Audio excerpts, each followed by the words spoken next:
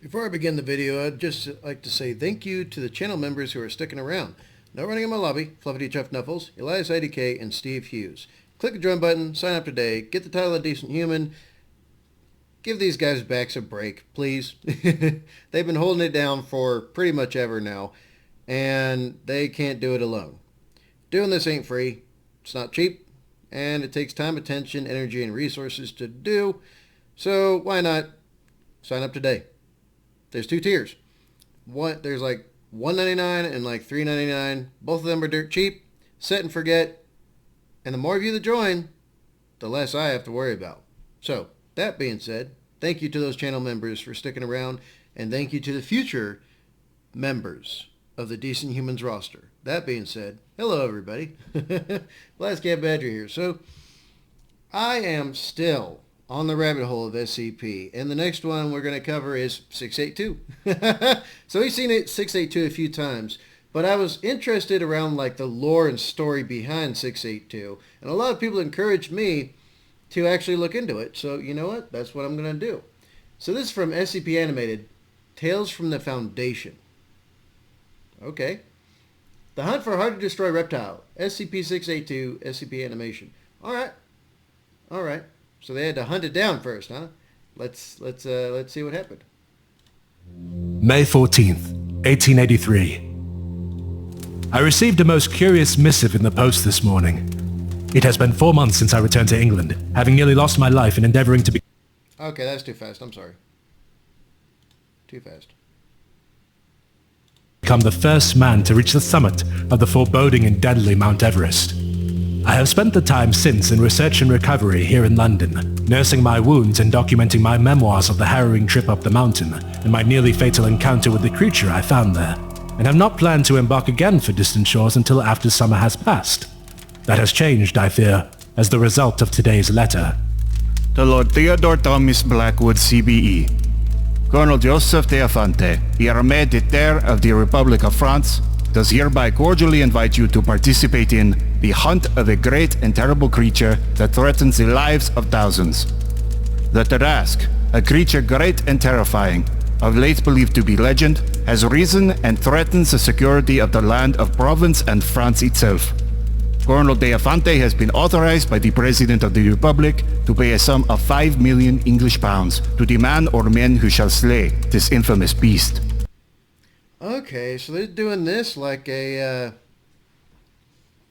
they're doing this kind of like a movie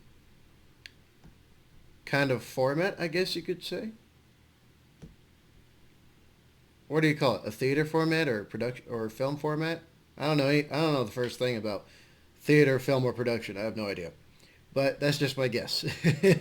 Sounds pretty cool though. Sounds pretty cool. And there's like historical like inserts here. Very interesting. I like it. I like it. Like a play on history. I really like it. I really like it. And there's an SCP involved. Oh, dude. I immediately dashed off in acceptance and sent it out with the afternoon post. I have always been a firm believer in the proposition that even in the most preposterous of myths, there lies a kernel of truth. Whether an ancient behemoth that breathed fire was bringing ruination to the south of France, I knew not. But I knew that the army and the president themselves were concerned enough to seek out a man such as myself, and were willing to offer a bounty that would finance a score of proper expeditions for the killing of a single beast. May 20th, 1883. We disembarked in Avignon. Mr. Roosevelt and I spent many hours sharing our tales of adventure. I find in him a true intellectual who understands what it means to be a naturalist. Mr. Dukov I found more difficult to talk to. He is a private man, who prefers the company of his books and his studies to that of his fellows. I did my best to avoid speaking to Mr. Harris during the trip. I intend during our expedition to be no less than a gentleman, but the man leaves a sour taste in my mouth. May 21st, 1883. And they got Roosevelt in here as well? Is it the same Theodore Roosevelt? That'd be pretty cool. That'd be pretty cool. Him with his Holland. Like his giant elephant gun. Bub. This should be entertaining. Avignon itself looked like a city at war. Soldiers patrolling the streets, barricades at the edge of town. Not far outside the city, we reached the edge of the quarantine zone. Soldiers had been hard at work digging trenches, erecting fortifications. The young men keeping watch looked battle-scarred, as though they had seen indescribable horror. I asked on passing if any of them had yet seen the Tarrasque. Only a few, the scouts and lookouts, had seen it from a distance, I was told, for nobody who had engaged the beast at close range was still alive. We set up camp on the edge of the dead town. Mr. Harris returned by evening and informed us he had spotted the Tarrasque to the southwest, near the village of Bellegarde, in the act of destroying a farmhouse. Its route, he said, had not been difficult to trace, for a swath of barren land seemed to lay a trail.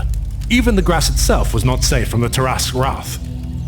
Tomorrow we will follow the trail and engage the beast. May 20. A Tarrasque sounds familiar. I think I've heard of this, this creature of legend before.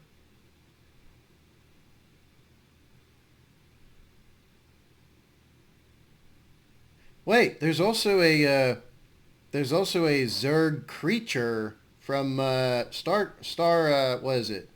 StarCraft? The game StarCraft. There's a creature called a Tarrasque, and it's a giant freaking thing. Huge. Huge. I'm pretty sure it's called a Tarrasque. Very interesting. Very interesting. Although I've heard of the other Tarrasque before, that word sounds very familiar to me. Some kind of creature. Damn, I can't remember which one it was, though. Somebody let me know in the comments. You probably know what it is. 2nd, 1883. Shortly after midday, we spotted the creature in the distance. It was stationary, seeming to nap in the afternoon sun. It was a massive thing, longer than a whale and taller than a giraffe, and it looked to outweigh either. Its scales glistened in the sun, and its teeth, massive and shining, were bared as it rested among the chaos it had wrought. Had it wings, I would have called it a dragon.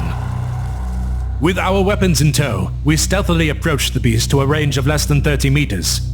We drew straws, and it was agreed I would take the first shot at the abomination. Steadying my gun against the fence, I took careful aim for the sleeping Tarrasque's head. I held my breath, made my final adjustment, and fired.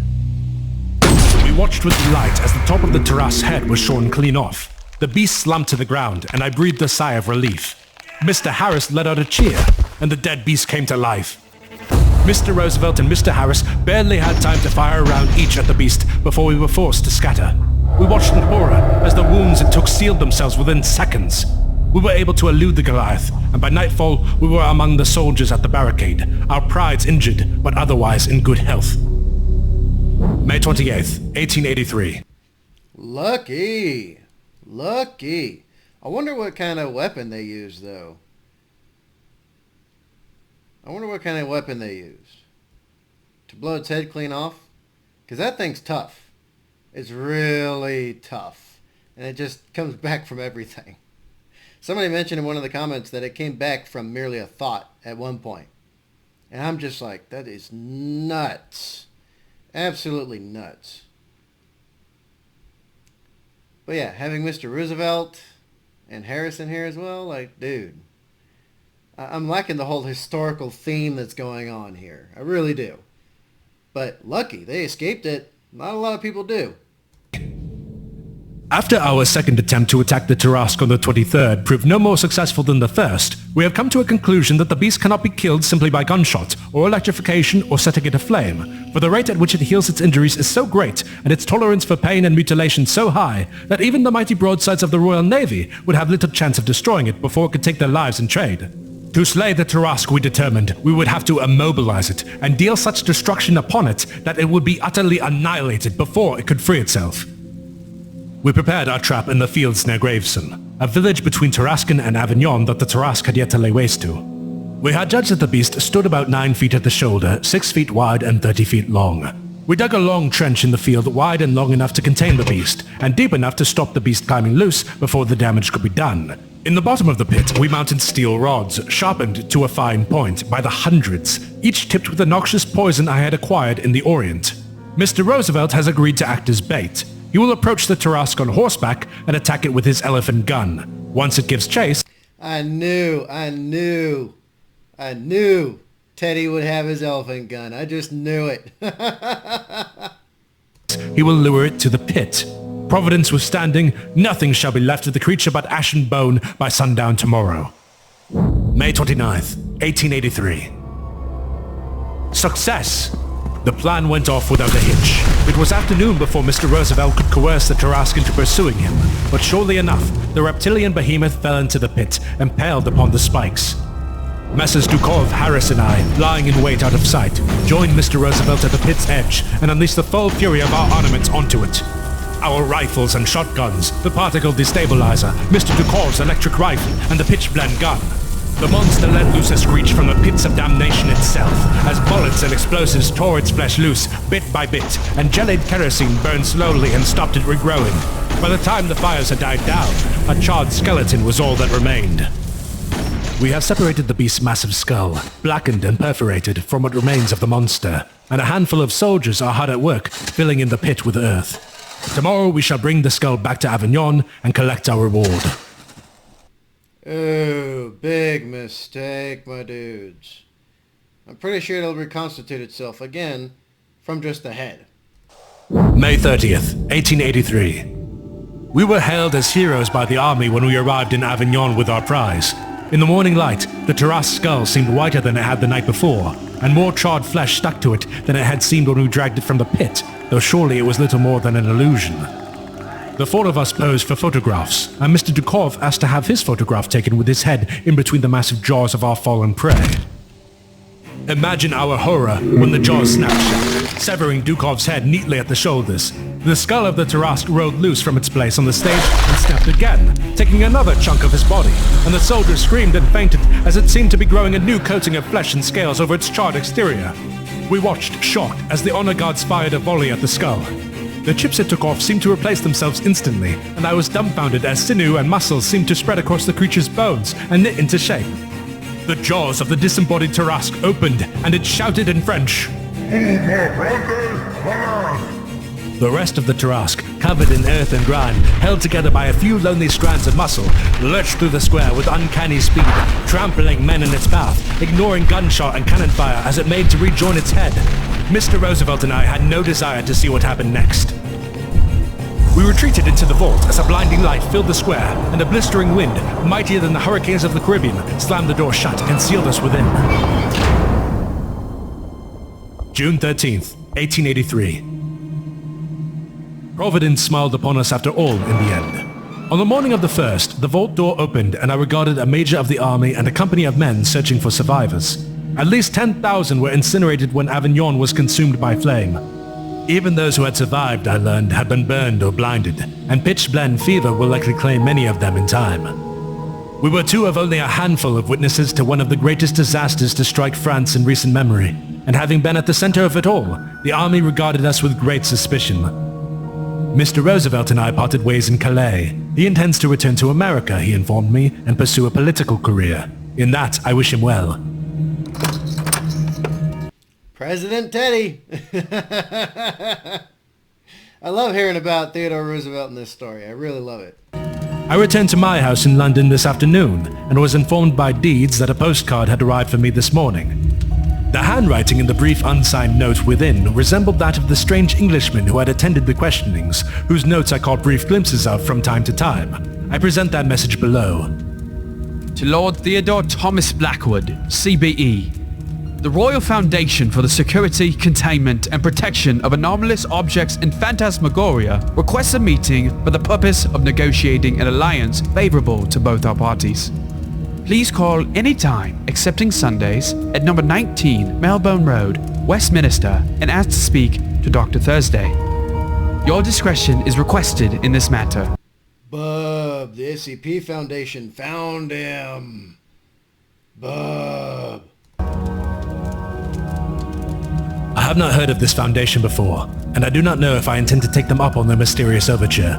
Perhaps I shall hear them out, but I have never been one to serve in one man's employ for very long, and I value my freedom as a naturalist and explorer above all else. We shall see.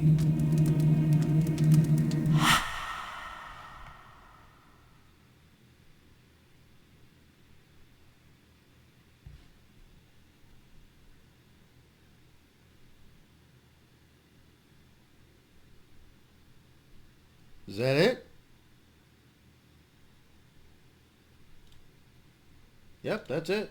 There we go, folks. There we go. The Hunt for the Hard-to-Destroy Reptile. SCP-682 animation from SCP Animated Tales from the Foundation.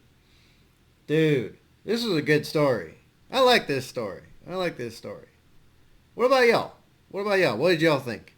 I was excited to have Theodore Roosevelt do a cameo in this story. I really liked it, with him and his big giant elephant gun. I loved it. And that's interesting. That means the SCP Foundation has been around since frickin' ever. Like way back in 1883? Who knows if they existed even beyond that, right? Very interesting. What do y'all think? Y'all let me know. Alright, you know what time it is. You like me? You like this content? You like my content? Then please like, share, comment, or subscribe. And hit the real subscribe button called the notification bell so as you get videos when I post them up. Or better yet, better than the notification bell is Discord. Link will be in the description box down below. Also, why not join the channel? You're still here. Why not join? There's 2 tiers, $1.99 and $3.99, both of which give you the title of Decent Human on the channel. You can brag to everybody about it. And also, you're helping to support the channel, keep the channel going, because this ain't free, and it's definitely not cheap. So, yeah, let me know how that goes there. Also, we got merch. Link in the description box down below. It literally just says merch, and the link is next to it. So if you can't do a recurring thing every single month, which I actually think the join button is a lot cheaper than the merch, even though they made the merch as cheap as possible. And actually, it's a lot cheaper than almost every other content creator offers. So, 2 different ways to support the channel. Please pick one. That being said, be good. Be safe. Make good life for yourselves. And let's continue down the SCP rabbit hole, shall we? Blastcapbadger out.